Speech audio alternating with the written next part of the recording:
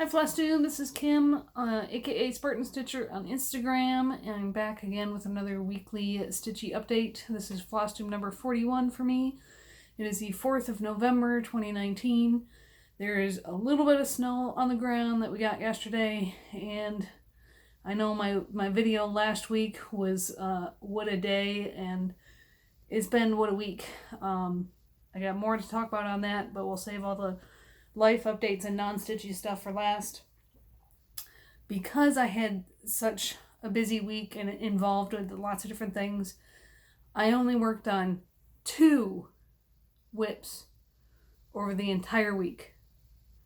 And okay, so Monday when I made that video, I had done 100 stitches on the bookmark for my daughter, and since the recording time of my video all the way through Friday, the only piece I worked on was my 90-day piece for Full Coverage Phonetics, which is Trick or Treat by Randall Spangler.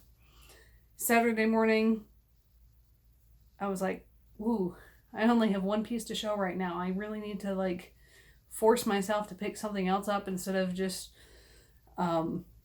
spending my mental energy, what little I had left, reading or scrolling social media. So I have 2 pieces to show you. But I still did get a lot done on Trick or Treat because for Magical Stitches homework last week, I did use it for all 10 tasks. And because it is 10 stitch, I had to double everything. So I got 2,010 stitches done through Thursday night. So Monday through Friday, the only stitching time that I did was at night after my girls went to bed. So I get about 3 hours of stitching time, and that's not even saying I used all 3 hours for stitching. But I got all 2,010 stitches done Monday, Tuesday, Wednesday, Thursday night, and then of course more the rest of the nights that week. My October stitching total for Trick or Treat is 10,510 stitches on this piece, and since then I've done over 900 stitches more for November. And again, I'm doing Extreme Cross Country all the black, and I was working, I had just started the foot area. I'm gonna call him a gargoyle even though he's isn't on a church and isn't having water pouring out of him, but it's little dude on top of the cobblestone fence post. I had started that, and I had finished all the evergreen tree up here. So I got just shy of 3,000 more tent stitches since the last time you saw this. Put some tension on there so you can see it better. There you go. Can you see where my little gargoyle dude is going to be on top of that fence post? And let's see, focus better. You can see the porch railing for the house. More of the shrub that's right here. And then there's I started this next page, so you see more of the top hat for the little boy trick-or-treating. And then these next 2 pages are not going to have very much black at all compared to those pages there. But so we'll keep going on this one. Since I'm not using it for homework this week, I am going to start using it for extra credit for November, December. My first task, I believe, there's a couple I can use this for.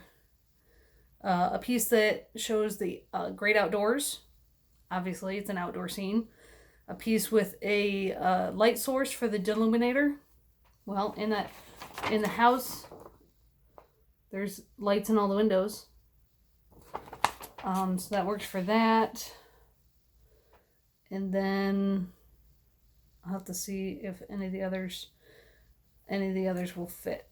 I definitely have frogged on this, so I can't use it for the Neville task.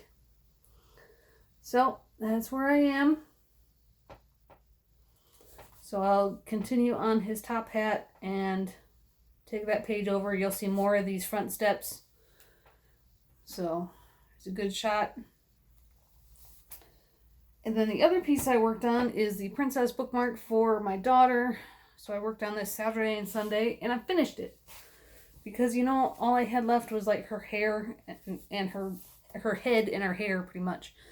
So I did almost all the cross stitch remaining on Saturday. I finished up her face and did the back stitching on Sunday. And then last night, Sunday night, I have several different colors of felt. So I picked out a color that I knew my daughter would like that goes with the design. I used some Aleene's tacky spray and trimmed up the fabric edges, and I sprayed the back of the stitching over a cardboard box because of overspray. You definitely want to be careful of that. And then laid it on this piece of felt. It's not perfect, but my daughter loves it.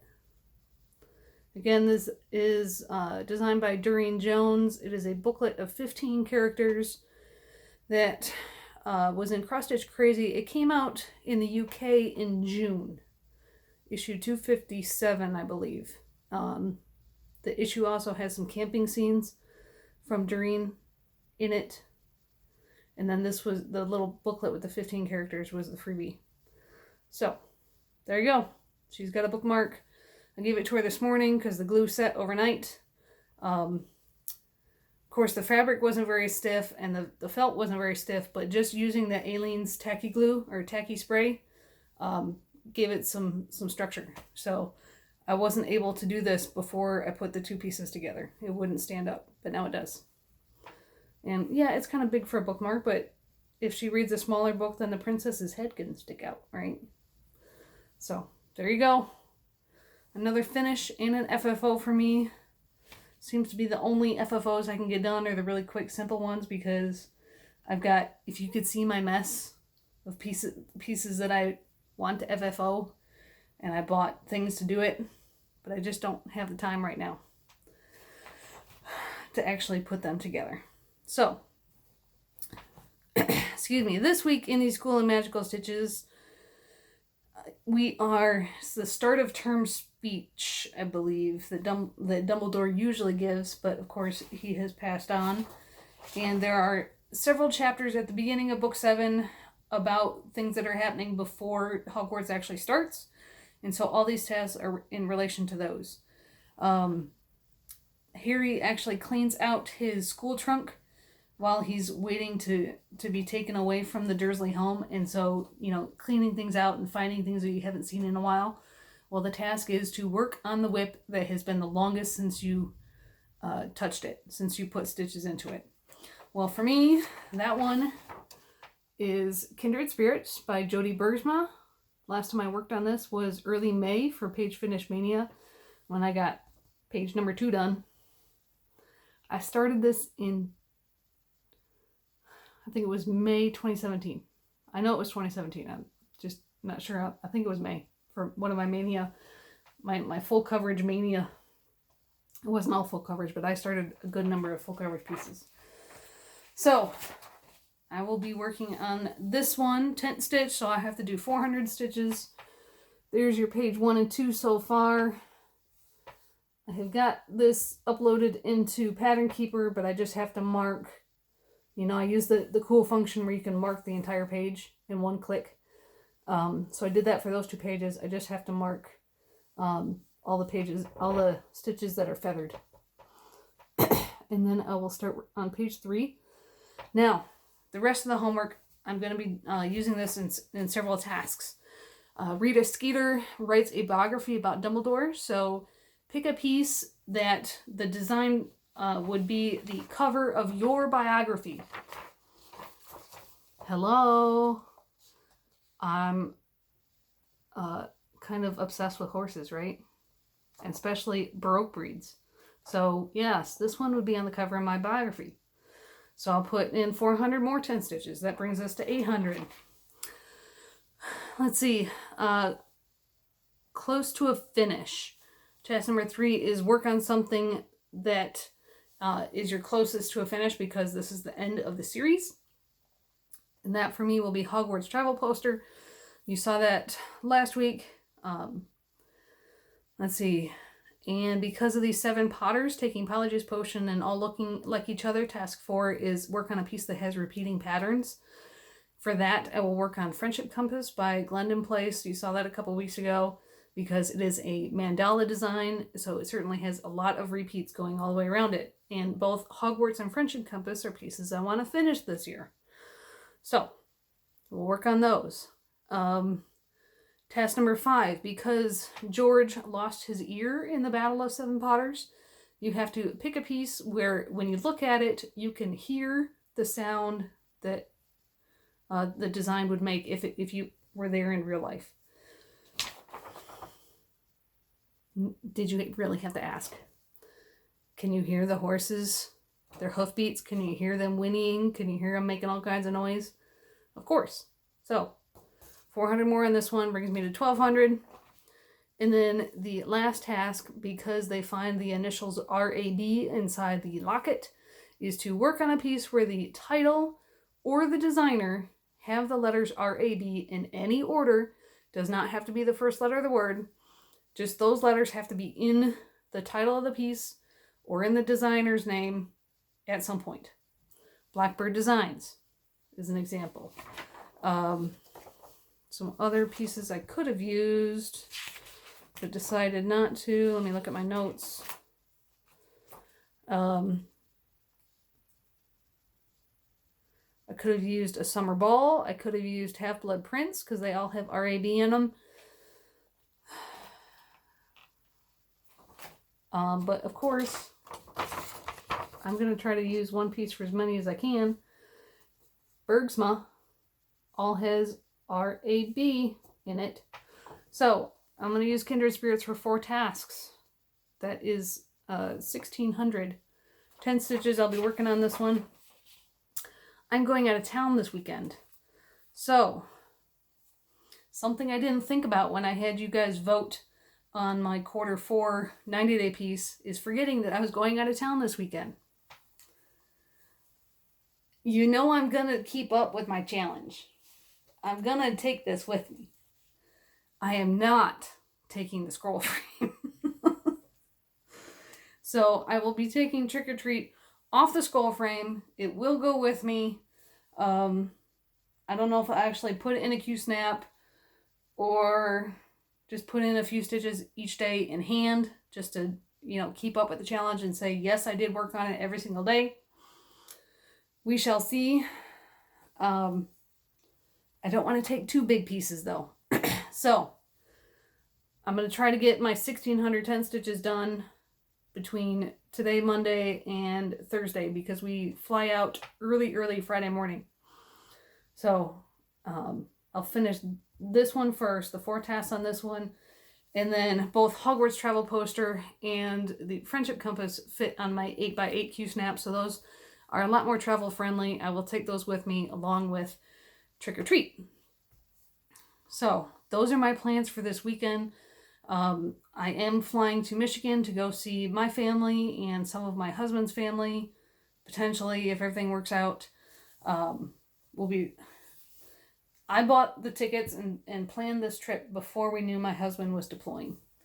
So I'm going to be, getting the girls on 2 flights all by myself, which isn't a problem. They love airplanes.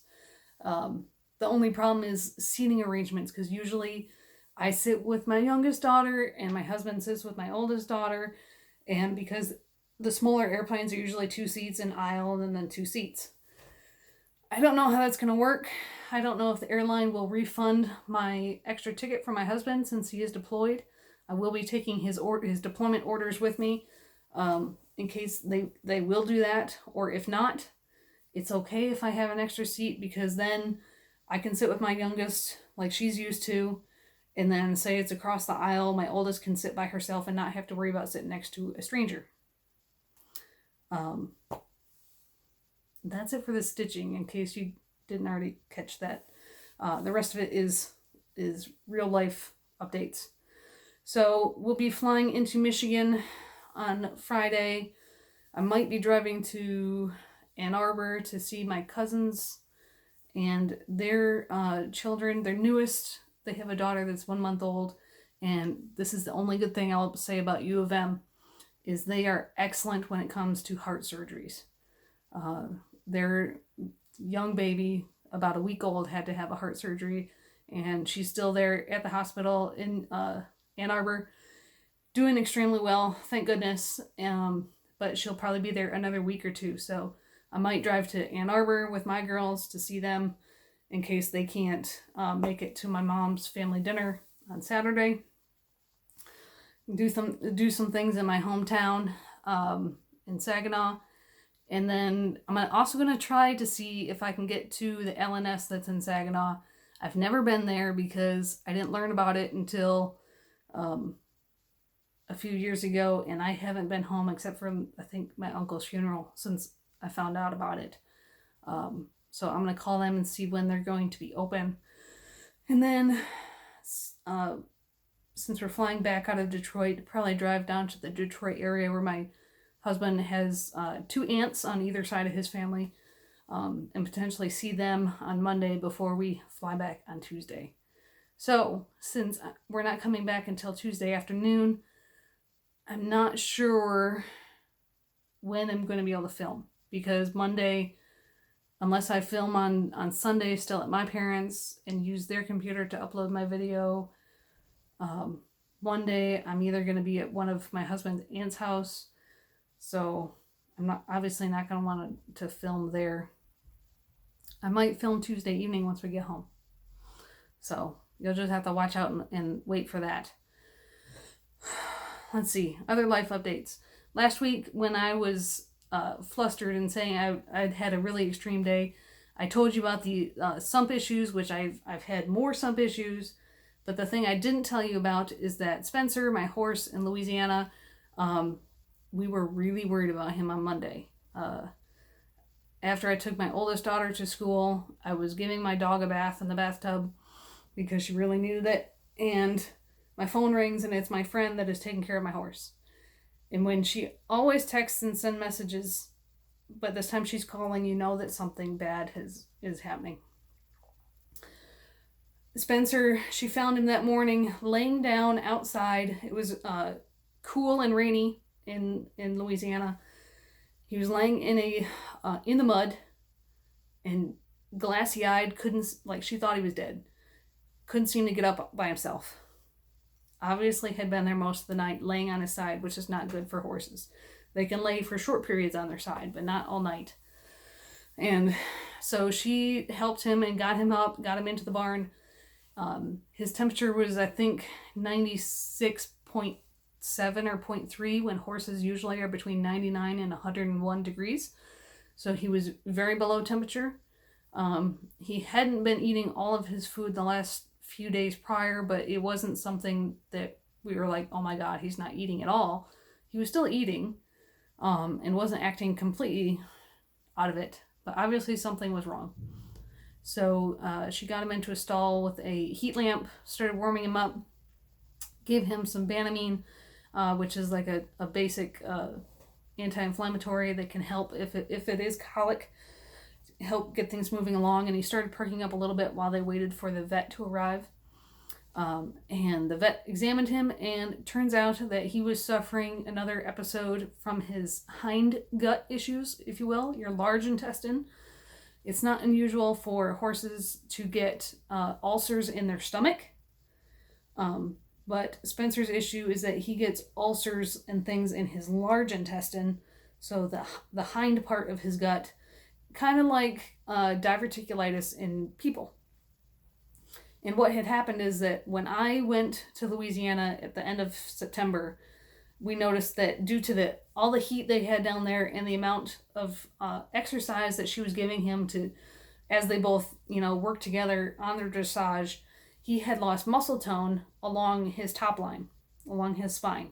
And so she changed his feed a little bit after that to give him more calories and try to build that muscle back up along his back, and which worked. She was giving him oats and rice bran, and he was putting the weight back on. She was able to decrease his feed a little bit more because he put on the weight that he needed. The problem was in the oats is molasses. And when you have ulcers and things in your hindgut, sugar is bad. So that caused the ulcers and things to flare. And then because he's 17 and has arthritis, he takes like a quarter of a pill every day that helps with his arthritis. But it also kind of acts like a blood thinner. So if anytime like he would accidentally scrape himself, it would bleed a lot because of the blood thinning action of this arthritis medicine. So if you think ulcers in your intestines, if they were bleeding, then they were bleeding more because of the arthritis medicine. So it kind of, and then he probably laid down because he's not feeling well and got cold and couldn't get up. And so it just kind of, it was a perfect storm. It was bad. But the good news is it's now been a week later and he's completely recovered. He was real pissy there for a couple of days because he wasn't allowed to have food for 2 days while the first doses of medicine kicked in to help with his gut. My friend took him off the arthritis medicine for a week because of the blood thinning function. So he was moving rougher, but gradually his stomach started getting better. He started, his attitude started improving. And then she wrote him today for the first time in over a week.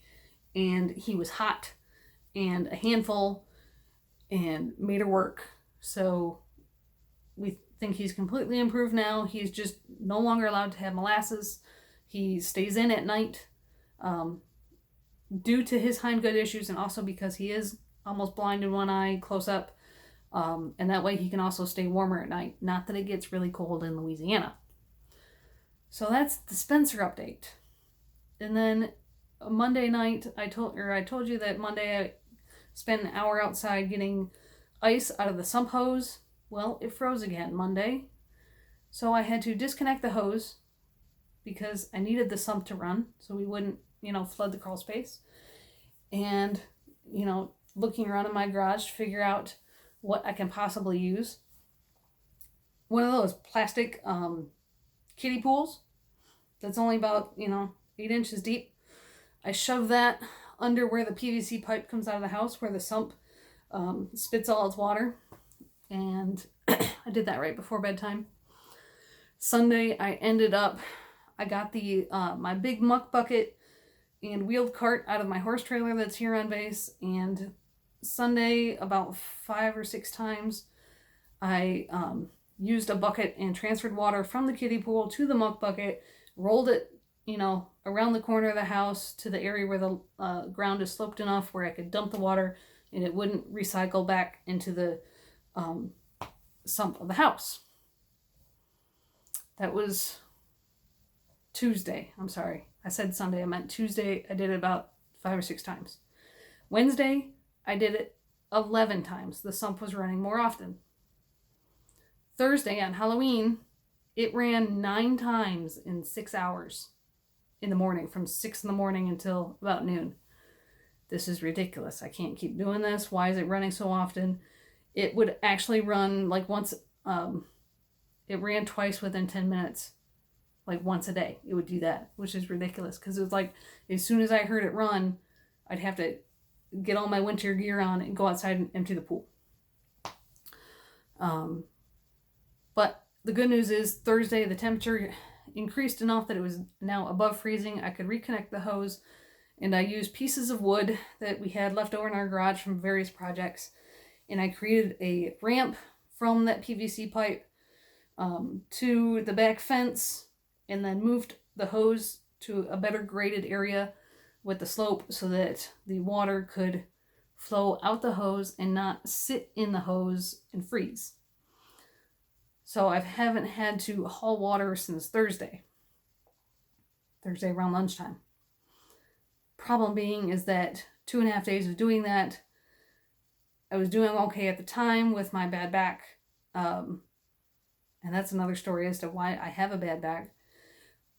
But then Saturday, I was doing my girls' laundry and just bending over to empty the dryer and pick up the laundry basket. My back said, no, that's it. You're done. And I put my back out. just bending over. So luckily it hasn't been too bad. I've still been able to function. It still can move. There are times when it gets so bad that I can't stand up straight. I'm walking around like this, leaning forward. But it's not that bad right now. I just have to be careful not to keep hurting it. I've been doing a lot of grading as Ravenclaw grading prefect because we have finished year 6. So I've been doing that a lot, which so the reason I didn't stitch a lot this week is because I was mentally and physically exhausted from hauling water, transferring water from the kiddie pool to the muck bucket. When I'm doing that 9 times just in the first half of the day, once I got it hooked up, I just wanted to sit and read or, do something mindless. I couldn't even focus on stitching. So that's why due to the sump issues, I didn't get my stitching time this past week.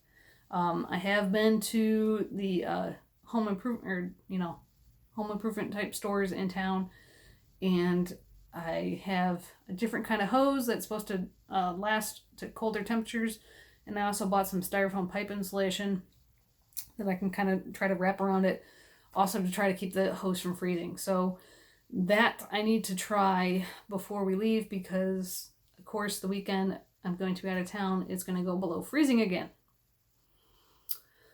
Let's see, anything else? If you ever wondered, pumpkins will freeze, like your big carving pumpkins will freeze if it gets below freezing. Do not try to thaw them out. You'll have to admit to yourself you cannot carve your pumpkin, because I brought those pumpkins inside on like the 29th because they were hard as a rock. Like, they're hard.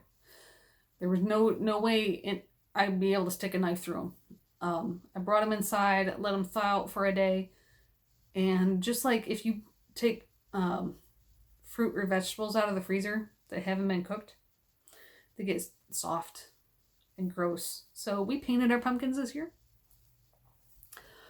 I think you've had enough real life things. I'm not going to tell you another Air Force story this week. I'll save that for later.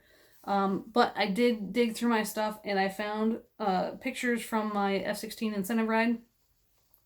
So this, they actually have a date on it too. So it was just after Thanksgiving in 2002. And I've got 2 pictures here. So that's me in the back seat. So this is a D model. So there's 2 seats. Pilot sits up front, and then usually D models are so that student pilots will sit in the back, so they can learn to fly the F-16 and whatever skills they're working on. And then if they need the instructor pilot to take over, they can do that. So, but that's D models. That's the only way you can get an incentive ride. You don't see any snow on the ground there. So that's right at takeoff. I was actually looking at the camera.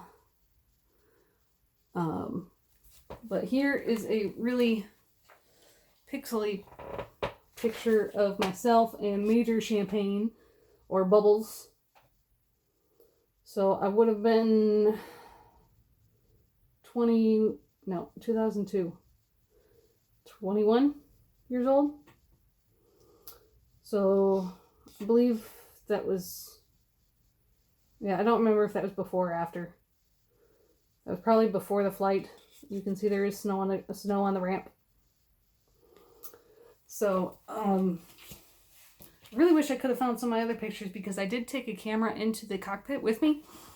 And you can't tell from this takeoff picture, but once he gets to a certain height, because it is an incentive ride and he doesn't have any weapons on, that's an external fuel tank. So depending on what kind of load the jet has, well, this is all fighter jets, depends on what kind of speeds and stresses you can put on the airplane. So he didn't have any weapons, and he got special clearance. So once he gets to a certain height, He takes off like this, and then he goes straight up. And then once you get up to where you want to go, then he just rolls over. So you keep flying, but you're upside down. And I took a picture out of the cockpit when we were upside down. So you gotta hold the picture the right way, because it's not that I held the camera upside down or anything. We were actually upside down. So the ground is on the top of the picture. But I can't find the picture because that was 2002 and I've moved so many times since then.